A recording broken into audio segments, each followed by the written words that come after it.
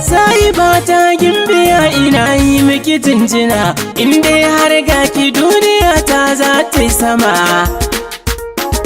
Assalamu alaiki gimbiya ta magana nake, to amma kuma na kula garan basarwa kike. Kin manta ni da ke kamar lantarki muke, in ga jama baka wuta za ta yi gardama. Ki dube ni uwar gida ciki na buge yake, dan tarin magana har kai na ciwo yake. Idan rashi nake harara kuma yin kike, raina yayi baki fushi na zai je sama.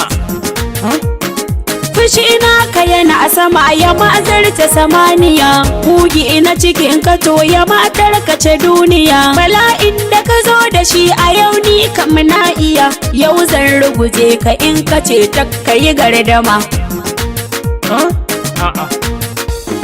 Gimbiya ta ni da ke tushin ya za a yi haka, ba na san duk abin da zai ci miki rai haka.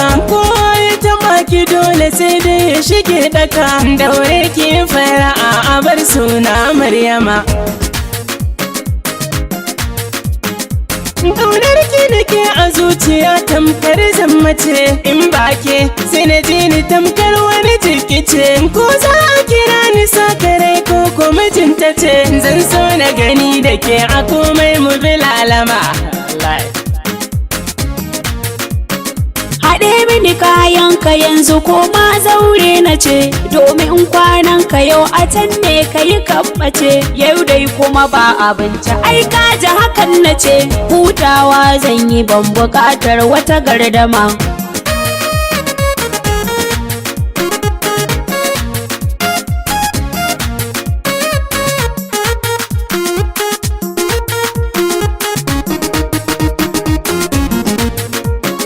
Salamu alaikum mutan gidan nan salama ake, abokina ga uwar gida shirye-ma kuke.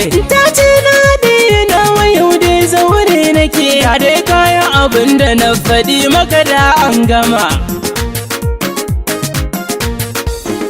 Dakanta ka ji mai gida ina za ka ina kira, batun auren nan da zanayo sai na tsaya jira. Yau ai dole na je a fara shiryawa ba jira. Mai gida na dawo abinci zan ma kwano tara, barci kuma kai akan gado ba wata gardama.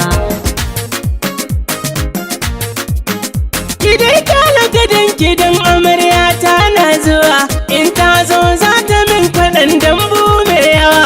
In koma ne da sahibata mai rayuwa, ke ko ki rike halinki ba sauran gardama.